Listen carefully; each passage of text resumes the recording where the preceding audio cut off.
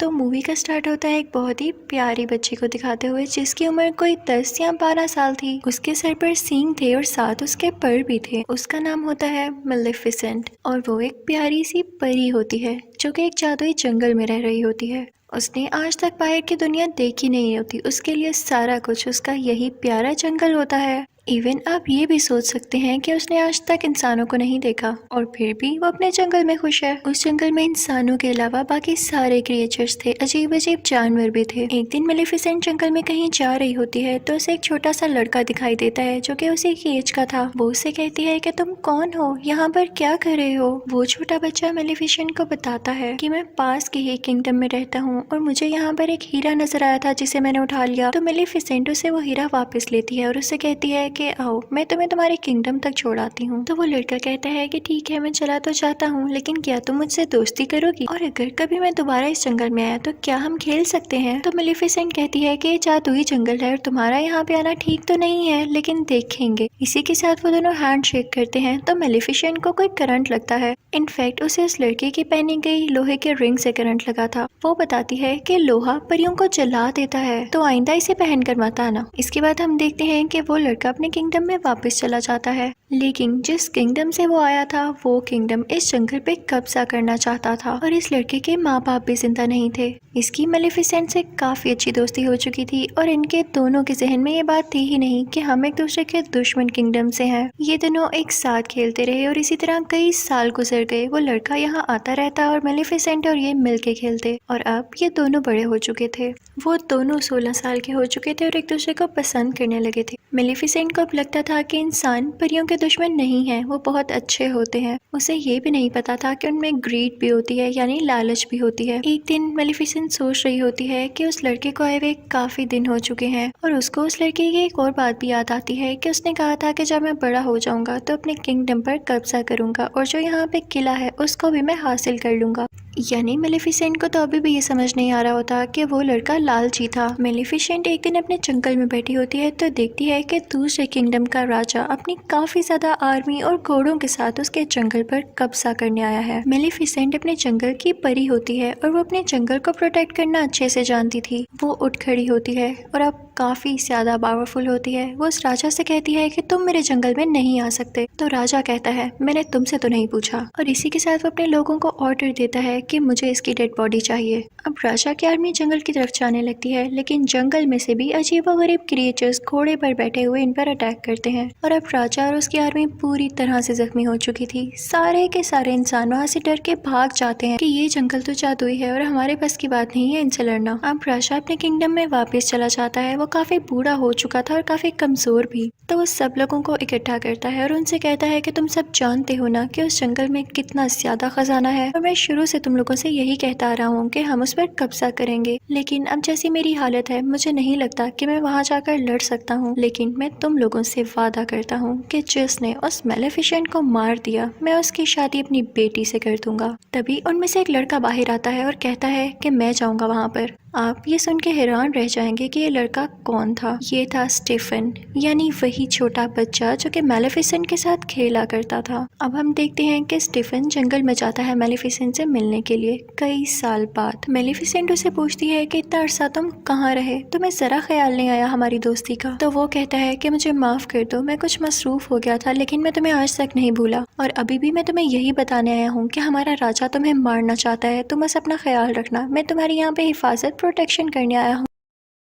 और इसके बाद वो दोनों बातें करने लगते हैं। मेलेफिसेंट उससे कहती है कि मैंने तुम्हें माफ किया, क्योंकि उसको नहीं पता होता कि इंसान किस कदर बुरे हो सकते हैं। वो उस पर यकीन जो कर लेती है। लेकिन स्टीफन बहुत लालची इंसान था। वो उसे कोई नशे की दवाई पिला देता है पानी में, जिससे वो बेहोश हो जाती है। उसके बाद स्टीफन चाकू उठाता है और उसे मारने लगता है, लेकिन नाकाम रहता है। और फिर अगली सुबह जब हम देखते हैं कि मेलेफिसेंट की आंख खुलती है तो उसके पर नहीं होते, वहाँ पर उसके जख्म हुए होते हैं, जिसे देख के मेलेफिसेंट को अपनी आंखों पर यकीन नहीं आता और वो चिल्लाने लगती है, रोने लगती है, क्योंकि उसके खूबसूरत पर अब उसके साथ नहीं रहे थे। वो अब परों वाली परी नहीं रही थी। दूसरी तरफ हम देखते हैं कि स्टीफन मेलेफिसेंट के पर लेके राजा के पास आता है और कहता है कि ये लें, मैंने आपसे किया हुआ वादा पूरा कर दिया। राजा उससे बहुत खुश होता है और उससे पढ़ लेके उसे इस किंगडम का राजा बना देता है। और यहाँ पे स्टीफन का भी ख्वाब पूरा हो चुका था, उस लालची इंसान का ख्वाब। दूसरी तरफ जंगल में हमें मेलेफिसेंट दिखाई जाती है, जो कि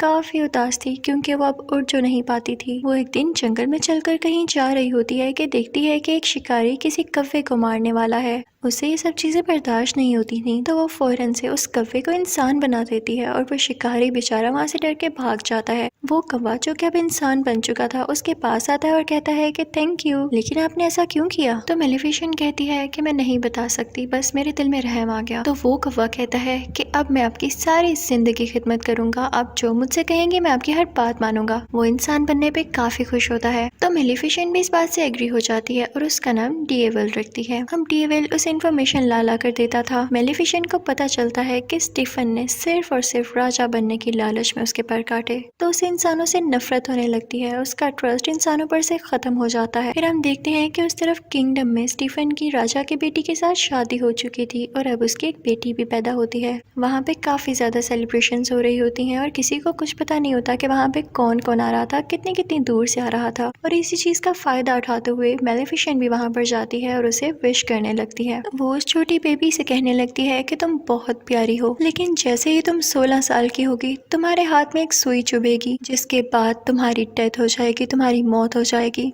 तो स्टीफन उसके आगे किड़किड़ाने लगता है और कहता है कि ऐसा नहीं करो, तुम मेरा बदला मेरी बेटी से क्यों ले रही हो? तो मेलेफिसेंट कहती है कि मैं भी एक लड़की थी और याद है तुमने मेरे साथ क्या किया था। मेलेफिसेंट के दिल में अभी भी कुछ रहम बाकी होता है, तो वो स्टीफन से कहती है कि एक सोल्यूशन है, अगर तुम्हारी बेटी को उसके 16th बर्थडे पे उसका सच्चा प्यार मिल गया तो उसकी जान बच सकती है। स्टीफन इस बात से काफी परेशान हो जाता है और 3 छोटी छोटी परियों को बुलाता है और कहता है कि मेरी बेटी को यहाँ से दूर ले जाओ और जब तक ये 16 साल की नहीं हो जाती इसे यहाँ मत लेकर आना, वरना इसका कर्ज सच्चा हो जाएगा। और उसके बाद वो निकलता है जंगल पर अटैक करने के लिए, लेकिन ऐसा नहीं कर पाता क्योंकि जंगल की बाउंड्रीज को मेलेफिसेंट ने कवर कर रखा था अपनी पावर से और अब कोई भी इंसान उस जंगल में नहीं आ सकता। फिर हम देखते हैं कि वो प्रिंसेस जो स्टीफन की बेटी होती है उसका नाम अरोरा होता है और वो 3 परियों से लेके काफी दूर चली गई होती है, लेकिन मेलेफिसेंट को अभी भी उसका मुकाम पता था कि वो किस जगह पर रह रही है। वो उसे डराने की कोशिश करती है, लेकिन वो छोटी बच्ची यानी प्रिंसेस अरोरा हंसने लगती है और अब मेलेफिसेंट का दिल भी उसके लिए सॉफ्ट होने लगा था क्योंकि मेलेफिसेंट एक अच्छी परी थी, वो जालिम औरत नहीं थी। वो 3 परियां जो प्रिंसेस अरोरा की केयर करती थी काफी ज्यादा केयरलेस थी और अक्सर मेलेफिसेंट खुद प्रिंसेस अरोरा की जान बचाती थी, कभी पहाड़ से नीचे गिरने से, कभी दरख्त से गिरने से। वक्त के साथ साथ प्रिंसेस अरोरा बड़ी होने लगती है। अब प्रिंसेस अरोरा पूरे 15 साल की हो चुकी थी, यानी उसका कर्ज पूरा होने में सिर्फ 1 साल बचा था। अब वो 3 परियों से जिस जगह पर लेकर आई थी वो एक बाउंड्री के अंदर थी और उसके आसपास काफी ऊंची ऊंची लकड़ियां थी।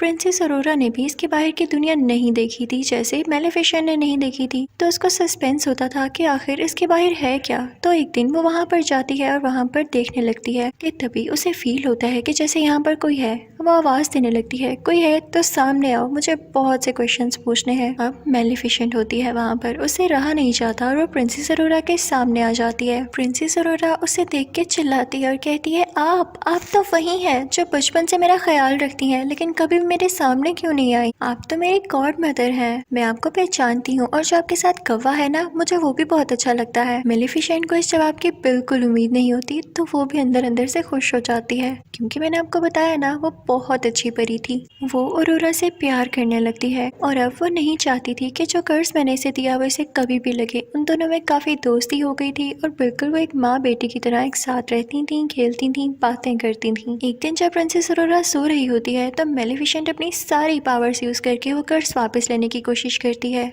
लेकिन उसे पता चलता है कि इतने साल पहले दिया गया कर्ज अब वापस नहीं हो सकता, स्पेशली तब जब उसके कंप्लीट होने का टाइम बहुत करीब आ चुका हो। और इसी बात को तो लेके मेलेफिसेंट परेशान थी कि उसका 16वां बर्थडे आने ही वाला था, तो वो ये दुआ करती है कि जल्द ही इसे इसका सच्चा प्यार मिल जाए ताकि इसका ये कर्ज रिवर्स हो जाए। फिर उसके बाद हम देखते हैं कि सुबह हो जाती है और जंगल में प्रिंसेस अरोरा और मेलेफिसेंट बातें कर रहे होते हैं। प्रिंसेस अरोरा मेलिफिसेंट से पूछती है कि आपके पर कहाँ गए, सारी परियों के पर होते हैं। तो मेलिफिसेंट कहती है कि मेरे भी पर हुआ करते थे, लेकिन किसी इंसान ने उनको मुझसे छीन लिया। मैं उनके साथ बहुत खुश थी, मैं आसमान में बहुत ऊंचा उड़ा करती थी और मुझे वो काफी याद भी आते हैं। इसी के साथ मेलिफिसेंट रोने वाली हो जाती है तो प्रिंसेस अरोरा उसको चुप कराती है और कहती है कि आप परेशान ना हो, मेरा कल 16th बर्थडे है और देखिएगा मैं इजाजत लेके उन परियों से आपके पास रहने आ जाऊंगी, आप अकेली नहीं है, मैं आपके साथ होंगी। लेकिन मेलिफिसेंट जानती थी कि ऐसा पॉसिबल नहीं होने वाला था जब तक कि उसे उसका सच्चा प्यार न मिल जाता,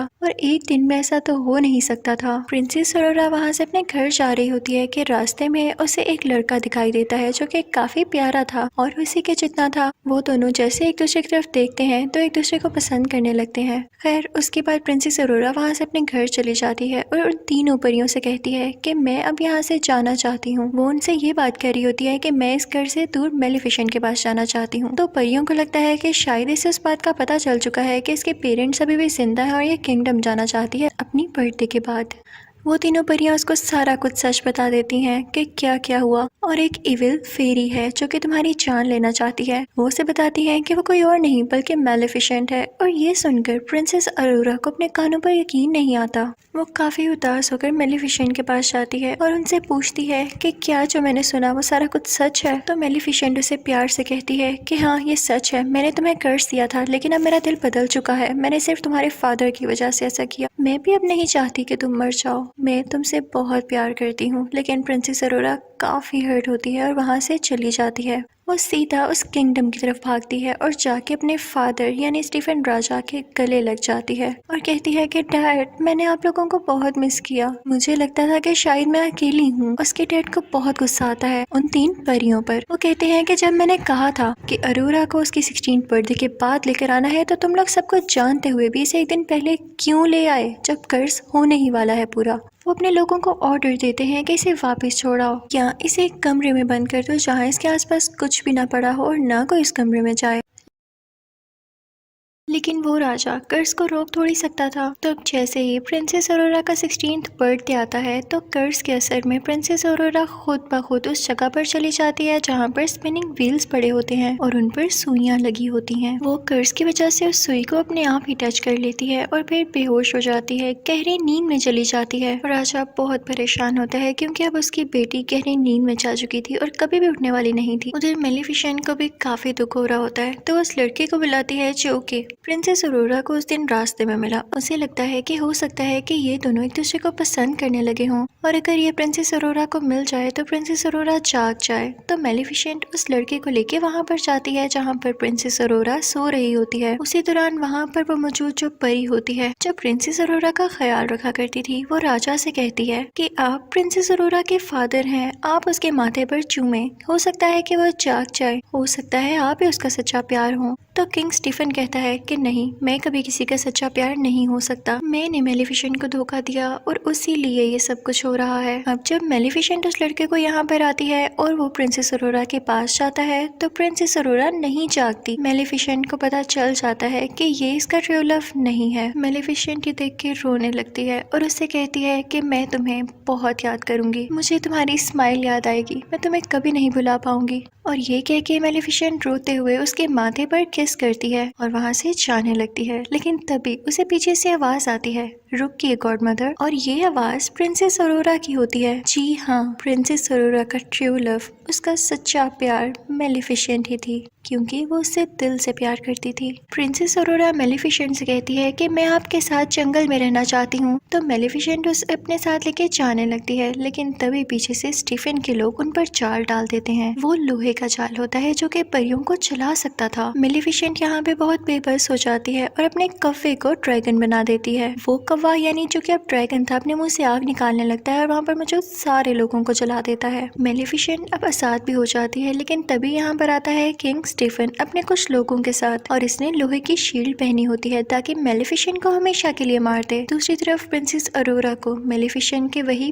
पर नजर आ जाते हैं। वो पर मूव कर रहे होते हैं जैसे उन्हें भी पता चल गया हो कि उनकी मालिक यहाँ पर है। प्रिंसेस अरोरा उन परों को आजाद कर देती है और वह खुद ब खुद मेलेफिसेंट के साथ जाके लग जाते हैं। मेलेफिसेंट दोबारा से उड़ने लगती है और स्टीफन को अपने साथ उड़ा लेती है, लेकिन उसे बिल्डिंग से नीचे नहीं गिराती। स्टीफन उस पर अटैक करने लगता है, जिसकी वजह से वो दोनों ही बिल्डिंग से नीचे गिरने लगते हैं, यानी कैसल से। स्टीफन ने मेलेफिसेंट के परों को पकड़ा होता है ताकि वो उड़ न सके, लेकिन जैसे ही वो लोग जमीन पर गिरने वाले होते हैं, मेलेफिसेंट अपने पर खोल लेती है और उड़ जाती है, लेकिन इस वजह से स्टीफन जमीन पर गिरकर मर जाता है। यानी अब ये लालची आदमी इस दुनिया में नहीं रहा था, सब कुछ ठीक हो चुका था। अगली सुबह हम देखते हैं कि मेलेफिसेंट उन सब बाउंड्रीज को हटा देती है जो उसने जंगल के गिर्द बनाई हुई थी। वहाँ पर दोबारा से फूल खिलने लगते हैं, ग्रीनरी वापस आ जाती है। उसके बाद वो प्रिंसेस अरोरा से कहती है कि आज के बाद तुम इस जंगल की रानी हो, और वहाँ का किंगडम और ये जंगल आपस में मिल जाते हैं और सब बहुत हंसी खुशी जिंदगी गुजारने लगते हैं। यहाँ पर मेलेफिसेंट पार्ट 1 एंड हो जाता है और आपको एक्सप्लेन करूंगी मेलेफिसेंट पार्ट 2। मूवी शुरू होती है तो हम देखते हैं कि कुछ लोग उसी जादुई जंगल में जहाँ मेलेफिसेंट रहती थी वहाँ पर आकर कुछ जादुई क्रिएचर्स को चुरा रहे होते हैं, और इसी दौरान मेलेफिसेंट भी आ जाती है। मेलेफिसेंट उन तीनों में से 2 आदमियों को तो पकड़ लेती है, लेकिन तीसरा वहाँ से वो क्रिएचर चुराकर दूर जंगलों में भाग जाता है जहाँ पर ग्लोइंग फ्लावर्स निकले हुए थे। वो आदमी वहाँ से किंगडम की तरफ भाग जाता है। वो एक दरवाजा खोलता है तो उसमें से एक होल में से हमें किसी आदमी का हाथ दिखाई देता है। वो आदमी जिसने वो क्रिएचर चुराया, उस आदमी को वो क्रिएचर दे देता है। उसके कपड़ों पर वही ग्लोइंग फ्लावर भी लगा होता है जिसे वो आदमी ले लेता है और इन दोनों चीजों के बदले में उसे पैसे देता है। फिर हमें ये भी दिखाया जाता है कि उस किंगडम के लोग अभी तक मेलेफिसेंट को दिल से अच्छा नहीं मानते थे। वो समझते थे कि इसने हमारी प्रिंसेस को चुराया और ये हमेशा से प्रिंसेस अरोरा को मारना चाहती थी। अब सीन चेंज होता है और हम प्रिंसेस अरोरा को जंगल में काफी खुश देखते हैं। वो वहाँ की रानी जो बन चुकी थी और डिफरेंट क्रिएचर्स के साथ डांस कर रही थी। सब लोग उसके पास अपने अपने मसले लेकर आते थे। उसे बताया जाता है कि यहाँ से एक क्रिएचर गायब हो गई है, वही क्रिएचर जो कि वो आदमी चुरा कर भागा था। तो ये सुन के प्रिंसेस अरोरा काफी परेशान हो जाती है। तो वहाँ पे वही छोटी हाइट वाली 3 परियां आती हैं और उसे खुश करने लगती हैं। उसका क्राउन लेके भागने लगती हैं ताकि वो भी उसके पीछे पीछे आए। और प्रिंसेस अरोरा जैसे ही नीचे जाती है तो उसे कौन दिखाई देता है भला? वही लड़का जो कि मूवी यानी मेलेफिसेंट पार्ट 1 के एंड पे उसके पास आया था, लेकिन तब तक वो उसका ट्रू लव नहीं था। वो भी एक प्रिंस था और उसका नाम था प्रिंस फिलिप। वो काफी अरसे से प्रिंसेस अरोरा को पसंद करता था और यहाँ पर फाइनली वो उसे प्रपोज कर देता है, जिसे सुनकर प्रिंसेस अरोरा भी काफी खुश होती है क्योंकि वो भी उसे कहीं ना कहीं पसंद करती थी। ये सब कुछ मेलेफिसेंट का कौवा यानी डेवियल भी देख रहा होता है। वो जाके सब कुछ मेलेफिसेंट को बताता है तो मेलेफिसेंट वहाँ से उड़कर प्रिंसेस अरोरा से बात करने आती है। और दूसरी तरफ वो प्रिंस फिलिप भी अपने पेरेंट्स को बताने के लिए जाता है कि मुझे एक लड़की पसंद आ चुकी है। फिर हम देखते हैं कि प्रिंस फिलिप अपने किंगडम पहुंच चुका है और वहां पर जाकर वो अपने फादर यानी किंग को, क्वीन को और बाकी लोगों को बताता है कि मैं उस लड़की को प्रपोज कर आया हूं और उसने एक्सेप्ट भी कर लिया है। जिसको सुनकर उसके फादर यानी किंग काफी खुश होते हैं, लेकिन क्वीन वो तो सैड हो जाती है। लेकिन वो ये चीज अपने बेटे को शो नहीं करवाती। उसका दिल तो नहीं था, लेकिन फिर भी वो कहती है कि चलो ठीक है, प्रिंसेस अरोरा और उसकी गॉड मदर यानी मेलेफिसेंट को हम डिनर पे बुला लेते हैं। दूसरी तरफ हम मेलेफिसेंट को प्रिंसेस अरोरा से बातें करता हुआ देख रहे होते हैं। वो कहती है कि तुम्हें मुझसे एक बार पूछ लेना चाहिए था प्रिंस से मंगनी करने से पहले। मेलेफिसेंट कहती है कि सच्चे प्यार जैसी कोई चीज नहीं होती, लड़के हमेशा धोखा देते हैं। तभी तो तुम्हारा ट्रू लव मैं बनी। मैं तुमसे दिल से प्यार करती हूँ, इसलिए तुम्हारा भला कह रही हूँ। तो प्रिंसेस अरोरा कहती है कि प्लीज आप ऐसा ना सोचें, अगर किसी ने आपको धोखा दिया तो हो सकता है कि बाकी दुनिया के लोग वैसे ना हो। तो मेलेफिसेंट कहती है कि ठीक है, मैं तुमसे प्यार करती हूँ इसलिए तुम्हारी बात मान रही हूँ। अब हम देखते हैं कि वो दिन आ चुका है जब इन दोनों फैमिलीज में एक साथ डिनर है। तो क्वीन जो कि प्रिंस फिलिप की मदर थी, वो अपनी एक सीक्रेट क्लोजेट में जाती है। वो जब वहाँ पर जा रही होती है तो हमें ये दिखाया जाता है कि वो एक आयरन फैक्ट्री है। वो क्वीन जब वहाँ से गुजर रही होती है तो हमें ये भी दिखाया जाता है कि वहाँ पर वही ग्लोइंग फ्लावर होता है और उसी के साथ वो क्रिएचर भी होती है जो कि एक आदमी ने चुराया था। और वो क्वीन जाके उस आदमी से कहती है कि जल्दी अपना काम पूरा करो, वक्त बहुत कम है। और तभी वहाँ पर हम स्पिनिंग व्हील को भी देखते हैं जिस पर सेम सुई लगी होती है। ये सीन था ना काफी मिस्टीरियस कि हमें उस क्वीन के प्लान्स के बारे में कुछ नहीं पता चल पाता। और फिर यहाँ पे सीन चेंज हो जाता है। अब दूसरी तरफ जंगल में मेलेफिसेंट, उसका कौवा जो कि इंसान की शक्ल में ही था, और प्रिंसेस अरोरा डिनर पर जाने के लिए तैयार हो जाते हैं। काफी प्यारी लग रही होती है प्रिंसेस अरोरा। मेलेफिसेंट जैसे ही उस किंगडम में पाँव रखती है तो सारे लोग उसे डर के छुपने लगते हैं और कुछ लोग तो अपने वेपन्स भी निकाल लाते हैं। उनको ये लग रहा होता है कि मेलिफिसेंट एक बुरी चुड़ैल है, लेकिन मेलिफिसेंट इन सबको एंजॉय कर रही होती है और उन्हें कुछ भी नहीं कहती, बस मुस्कुराती रहती है। अब हम देखते हैं कि वो तीनों अंदर पहुंच चुके होते हैं, यानी महल के अंदर किंग और क्वीन के पास, और अब डिनर होता है स्टार्ट। क्वीन मुसलसल मेलिफिसेंट को खुश करने की बजाय या उसे अच्छी बातें करने की बजाय उसका पुराना वक्त उसे याद दिलाती है कि तुम ही थी ना जिसने इस बेचारी प्रिंसेस को कर्ज दिया था। उसकी बातें बिल्कुल भी अच्छी नहीं लग रही होती और वो मेलिफिसेंट को ये भी कहती है कि तुमने तो इंसानों को भी मारा था, याद है? तो मेलिफिसेंट क्वीन से कहती है कि आपके किंगडम के भी कुछ लोग मेरे जंगल में आए थे और मेरी क्रिएचर चुरा कर भाग गए। उनमें लड़ाई बढ़ने लगती है। तो क्वीन अपनी बीवी यानी क्वीन से कहता है कि खामोश हो जाओ, कैसी बातें कर रही हो। और दूसरी तरफ प्रिंसेस अरोरा मेलिफिसेंट से कहती है कि प्लीज आप इजी रहें, लेकिन क्वीन फिर भी बाज नहीं आती और अजीब अजीब बातें करने लगती है। वो कहती है कि अगर मेरे बेटे की और प्रिंसेस अरोरा की शादी हो गई तो इसकी असली मदर कौन होगी। ये सुनकर मेलिफिसेंट को काफी दुख होता है, क्योंकि वो खुद को ही प्रिंसेस अरोरा की असल मदर मानने लगी थी। वो अपने पर फैलाती है और एक ग्रीन एनर्जी बाहर निकालती है जिससे सब दूर जाकर गिरते हैं।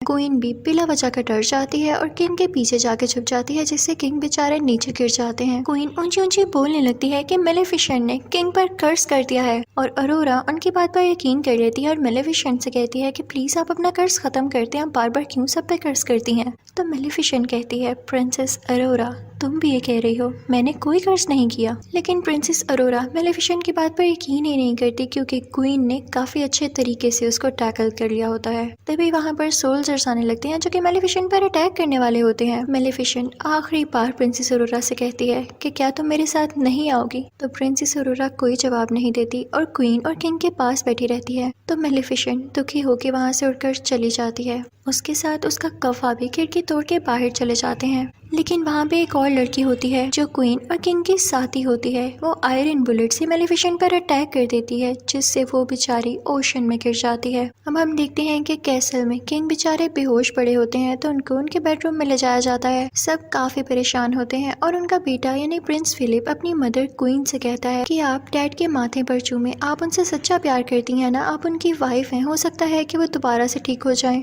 लेकिन क्वीन अंदर ही अंदर अजीब मुंह बनाती है, क्योंकि ना तो वो किंग से सच्चा प्यार करती थी और ना ही वैसी स्टोरीज पर बिलीव करती थी। वो एक लालची औरत थी। वो फिर भी अपने बेटे के कहने पर ऐसा करती है, लेकिन किंग की आंख नहीं खुलती। जब अरोरा ये देखती है तो कहती है कि मैं जाके मेलिफिसेंट से बात करूंगी कि वो अपना कर्ज खत्म कर दे। जैसे ही वो जंगल पहुंचती है तो सारे लोग कहने लगते हैं कि हमने अभी तक मेलिफिसेंट को नहीं देखा, वो यहाँ आई ही नहीं। दूसरी तरफ किंग और क्वीन की वही साथी ओशन पर नजर रखे होती है कि मेलिफिसेंट कब यहाँ से निकलती है, लेकिन वो देखती है कि कोई क्रिएचर आकर मेलिफिसेंट को अपने साथ ले गया है। वो फौरन से सब कुछ जाकर क्वीन को बताती है, तो क्वीन कहती है कि फौरन से उसे रोको। और दूसरी तरफ जंगल से अरोरा वापस उसी किंगडम में आ जाती है, लेकिन उस जंगल का एक मैजिकल क्रिएचर भी उसके होर्स में छुपकर उसे किंगडम आ गया था। वो क्रिएचर वहीं पर पहुंच जाती है जहां पर पहली क्रिएचर भी कैद थी और उसे भी वो आदमी कैद कर लेता है। प्रिंसेस अरोरा क्वीन से कहती है कि मुझे मेलिफिसेंट कहीं भी नहीं दिखी, क्या उन्हें कुछ हो तो नहीं गया। तो क्वीन कहती है कि परेशान नहीं हो, वो काफी स्ट्रॉन्ग है, वो वैसे ही कहीं पर होगी, और उसे अपनी बातों में फंसाने की कोशिश करती है।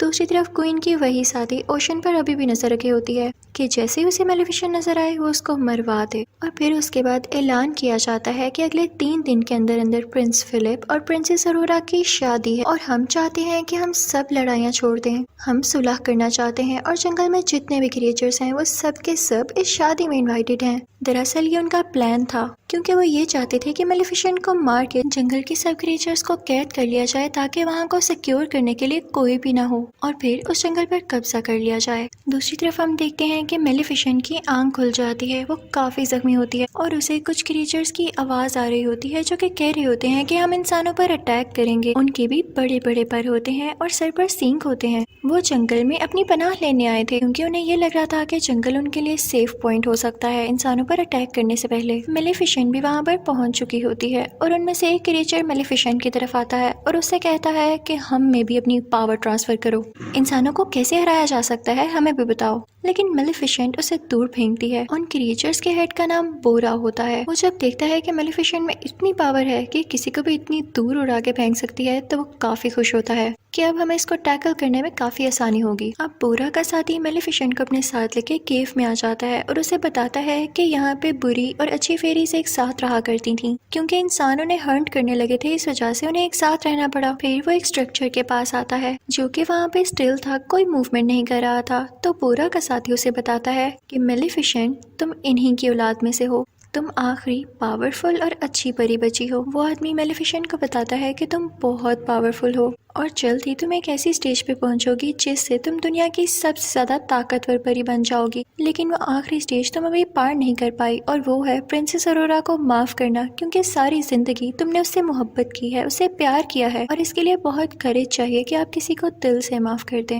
और जो किसी को दिल से माफ कर देता है वही इस दुनिया का सबसे ताकतवर इंसान होता है। तो मेलिफिसेंट कहती है कि नहीं, मैं उसे माफ नहीं कर सकती, मैंने उसे हमेशा प्यार किया लेकिन उसने मुझे धोखा दिया। तभी वहाँ पर बोरा भी आ जाता है और बताता है कि प्रिंस फिलिप और प्रिंसेस अरोरा की शादी हो रही है और ये हमारे पास अच्छा मौका है उन पर अटैक करने के लिए। लेकिन मेलिफिसेंट यहाँ चुप रहती है। दूसरी तरफ हम ये भी देखते हैं कि प्रिंसेस अरोरा को क्वीन अपनी ढकी छुपी बातों से काफी टॉर्चर करने लगती है और प्रिंसेस अरोरा को ये फील भी होने लगता है। तो वो प्रिंस फिलिप के पास जाती है और उससे कहती है कि मैं सिर्फ आपके लिए बर्दाश्त कर रही हूँ, वरना मुझे क्वीन अच्छी नहीं लगने लगी। दूसरी तरफ हम ये देखते हैं कि क्वीन का वही आदमी जो कि उस फैक्ट्री में काम कर रहा होता है उस ग्लोइंग फ्लावर के ऊपर, वो उससे कुछ डस्ट तैयार कर लेता है जिसे बताता है कि इससे परियां मर सकती हैं और ये मैंने मेलिफिसेंट को मारने के लिए तैयार किया है। उसे देख के क्वीन काफी खुश होती है। उसके पास एक छोटी सी फेरी भी होती है और जैसे ही वो पाउडर उस पर डालता है तो वो फेरी मर जाती है। क्वीन बहुत खुश हो जाती है, लेकिन वो आदमी उसे कहता है कि ये पाउडर तभी और ज्यादा बन सकता है जब आप मुझे वो ग्लोइंग फ्लावर्स और ज्यादा ला के दें। तो क्वीन अपने लोगों को ऑर्डर्स देती है कि जल्दी जाओ और वो फ्लावर्स फौरन से इकट्ठे करके लाओ। और जैसे ही उसके आदमी उधर पहुंचते हैं वो फ्लावर्स लेने के लिए, तो मेलिफिसेंट को खबर हो जाती है और वो भी वहां पे पहुंच जाती है। लेकिन तब तक बहुत देर हो चुकी थी, उसके सोल्जर्स सारे फ्लावर्स उतार चुके थे और मेलिफिसेंट यहाँ पे कुछ भी नहीं कर पाती। बस वो बहुत उदास थी क्योंकि उसके साथ हमेशा बुरा ही हुआ था। वो सोल्जर्स मेलिफिसेंट पर आयरन बुलेट से अटैक करने लगते हैं, लेकिन तभी उसके सामने बोरा का साथी आकर उसे बचा लेता है। मेलिफिसेंट भी एक शील्ड बना लेती है जिससे वो लोग प्रोटेक्टेड हो जाते हैं और बोरा बाकी सोल्जर्स पर अटैक करने लगता है। लेकिन जैसे ही मेलिफिसेंट बोरा के साथी को केव तक लाती है तो तब तक वो बेचारा मर चुका होता है। अगली सुबह हम देखते हैं कि प्रिंस फिलिप और प्रिंसेस अरोरा की शादी के इवेंट शुरू हो चुके होते हैं और जंगल की सारी क्रिएचर्स उस किंगडम की तरफ जा रही होती हैं। लेकिन जैसे ही मेलिफिसेंट का कौवा, जो कि इंसानी शक्ल में ही होता है, वो अंदर जाने लगता है तो उसे रोक लिया जाता है। फिर हम देखते हैं कि प्रिंसेस अरोरा काफी प्यारी लग रही होती है और प्रिंस फिलिप उसे एक फ्लावर देता है जो कि कोई और फ्लावर नहीं, उसी के जंगल का ग्लोइंग फ्लावर था। उसे देख के काफी हैरानी होती है कि क्वीन ने क्यों भिजवाया है मेरे लिए। वो क्वीन को ढूंढने के लिए जाती है और तभी उसे वो सीक्रेट डोर भी मिल जाता है। उसके हाथ में अभी भी वो फ्लावर था और वो जाते जाते उसे स्पिनिंग व्हील के पास पहुंच जाती है। उसे वो सारे विजन्स आने लगते हैं कि कर्स क्या था और मुझे यहाँ पर कैसे ले जाया जा रहा है। वो वहाँ पर देखती है कि दो फेरीज भी कहते हैं वही क्रिएचर्स जिसे उस आदमी ने कैद किया था। वो उनको छुड़ाने ही लगती है लेकिन वो आदमी उसे रोक लेता है। तभी वहाँ पर क्वीन आ जाती है और वो प्रिंसेस अरोरा से कहती है कि मेरा किंगडम पहले उस जंगल के करीब हुआ करता था, लेकिन इन सब क्रिएचर्स और मेलिफिसेंट के एंसेस्टर्स ने, यानी उसके बड़ों ने मिलकर मेरे किंगडम को नुकसान पहुंचा दिया और मेरे फादर मारे गए। लेकिन जब मेरा भाई भी वहाँ सुलह करने के लिए गया तो उस जंगल के क्रिएचर्स ने मेरे भाई को भी मार दिया और जब मैं अकेली बच गई तो मुझे किंग से शादी करना पड़ी जो कि अब मेरा हस्बैंड है, लेकिन मैं उससे प्यार नहीं करती। तो क्वीन कहती है कि मैं तुम सबसे बदला लेकर रहूंगी। क्वीन सोल्जर्स को ऑर्डर देती है कि प्रिंसेस अरोरा को एक रूम में कैद कर दिया जाए और ऐसा ही होता है। और फिर उन क्रिएचर्स को भी एक रूम में बंद कर दिया जाता है और फिर उन पर वही पाउडर छिड़का जाता है जो कि उस आदमी ने तैयार किया था, जिसकी वजह से सारे क्रिएचर्स बेचारे वीक होने लगते हैं। जिस रूम में अरोरा होती है वहाँ पर उसका वेडिंग ड्रेस होता है और वो उसे फाड़ कर काफी लंबी सी रस्सी में बदल देती है और कैसल से नीचे जाने की कोशिश करती है। लेकिन तभी वहाँ पर सोल्जर्स आते हैं और प्रिंसेस अरोरा खुद को रूम में ही बंद कर लेती है। मेलिफिसेंट का कौवा भी, जो कि इंसानी रूप में ही होता है, कैसल के अंदर आ जाता है और और दूसरी तरफ प्रिंस फिलिप अपने बीमार फादर के पास बैठा होता है और उसे ये सब कुछ नहीं पता होता। अब क्वीन अपने कैसल की छत पर होती है और वो इस जंगल की तरफ काफी बॉम्ब्स फेंक रही होती है। दूसरी तरफ बोरा भी अपने लोगों के साथ इस किंगडम पर अटैक करने के लिए आ रहा होता है। दूसरी तरफ अरोरा मौका पाके उसी ड्रेस से लटकते हुए नीचे आ जाती है किंग के रूम में, जहाँ पे प्रिंस फिलिप भी होता है। वो उसे सब कुछ बताती है कि क्वीन ने मेरे साथ क्या किया और मेलेफिसेंट ने आपके फादर को कर्स नहीं दिया बल्कि आपकी मदर नहीं दिया है, जिसे सुनकर प्रिंस फिलिप काफी हैरान होता है। और दूसरी तरफ हम देखते हैं कि बोरा और उसके साथी किंगडम पर अटैक करने आ रहे होते हैं, लेकिन उन पर मुसलसल आगे से अटैक कर रहे होते हैं किंगडम वाले और उनमें से कुछ लोगों को पकड़ भी लेते हैं। प्रिंसेस अरोरा को मेलेफिसेंट का वही कौवा दिखाई देता है जो कि इंसान ही बना हुआ था। वो उससे कहती है कि हमें लोगों की जान बचाने के लिए यहाँ की चर्च का दरवाजा खोलना होगा और वो दोनों मिलकर दरवाजा खोलने लगते हैं। वहाँ पर जाकर वो सारे क्रिएचर्स को बचा लेते हैं और वहाँ पर मौजूद छोटी छोटी फेरीज उन सुराखों में फूल भर देती हैं जहाँ से पाउडर निकल रहा था और अब वो डस्ट पाउडर वहाँ से बाहर नहीं निकलता और ना ही किसी क्रिएचर को नुकसान पहुँचाता है। और जब क्वीन की वो साथी लड़की जो कि पाउडर गिरा रही होती है उनको ठीक करने जाती है तो वहीं से खुद ही नीचे गिर जाती है। प्रिंस फिलिप अपनी मदर यानी क्वीन को समझाने जाता है, लेकिन क्वीन सोल्जर से कहती है कि इसको पकड़ लो, लेकिन प्रिंस फिलिप उसी से पहले कैसल से नीचे जंप लगा देता है। वहाँ पर प्रिंसेस अरोरा और मेलेफिसेंट के कौवे को भी पकड़ लिया जाता है, लेकिन तभी वहाँ पर आती है मेलेफिसेंट और अपने कौवे को एक बड़े से बियर में तब्दील कर देती है और वो बियर चर्च का दरवाजा खोल के सब क्रिएचर्स को आजाद कर देता है। मेलेफिसेंट बाकी लोगों पर अटैक करने लगती है और अपने लोगों को बचाने लगती है। तभी वहाँ पर बोरा भी आ जाता है और क्वीन के सोल्जर से लड़ने लगता है, लेकिन फिलिप उसे आके रोकता है और कहता है कि ये हमारे जनरल हैं, इसे कुछ मत कहना। तो बोरा वहाँ से चला जाता है। जब जनरल ये देखता है कि इसने मुझे नहीं मारा तो उसे पता चल जाता है कि असली जालिम कौन है, यानी क्वीन असली जालिम है। दूसरी तरफ मेलेफिसेंट रूफ टॉप पर आती है उसी क्वीन के पास, लेकिन प्रिंसेस अरोरा भी पास आती है मेलेफिसेंट के और उससे कहती है कि प्लीज क्वीन को मत मारे वरना सब लोग वाकई समझेंगे कि आप जालिम थी। लेकिन मेलेफिसेंट कहती है कि नहीं अरोरा, पीछे हट जाओ, मुझे तुम्हारी कोई बात नहीं सुननी। तो अरोरा रोते हुए कहती है कि मदर ऐसा ना करें। और जब मेलेफिसेंट उसके मुंह से मदर लव सुनती है तो उसका दिल काफी सॉफ्ट हो जाता है और उसके दिल में इमोशंस आने लगते हैं। और जब वो दोनों एक दूसरे को ऐसे देख रहे होते हैं तो जाहिर है क्वीन को मौका मिल जाता है उन पर अटैक करने के लिए। तो वो वही डस्ट पाउडर प्रिंसेस अरोरा की तरफ फेंकती है, लेकिन मेलेफिसेंट उसके सामने आकर प्रिंसेस अरोरा की जान बचा लेती है। और जैसे ही मेलेफिसेंट को एरो लगता है वो एशेस में बदलने लगती है और प्रिंसेस अरोरा बहुत ज्यादा रोने लगती है। क्वीन ये देख के काफी खुश हो जाती है और ऐलान करती है कि अब तुम लोगों की मेलेफिसेंट नहीं रही और अब मैं पूरी जगह पर कब्जा करने वाली हूँ। लेकिन तभी हम देखते हैं कि प्रिंसेस अरोरा के आंसू मेलेफिसेंट के एशेस पर गिरते हैं और मेलेफिसेंट फिर से जिंदा हो जाती है। उसके बड़े बड़े पर आ जाते हैं। क्वीन को बहुत गुस्सा आता है। वो प्रिंसेस अरोरा को कैसल से नीचे धक्का दे देती है और मेलेफिसेंट उसे बचा लेती है। प्रिंस फिलिप को भी अपनी मदर के बारे में सब कुछ पता चल चुका था, इसलिए वो भी मेलेफिसेंट के पास आ जाता है और मेलेफिसेंट मान जाती है प्रिंसेस अरोरा और प्रिंस फिलिप की शादी के लिए। तभी मेलेफिसेंट के पास वो छोटा आदमी भी आता है जिसने उसके क्रिएचर्स को कैद किया हुआ था।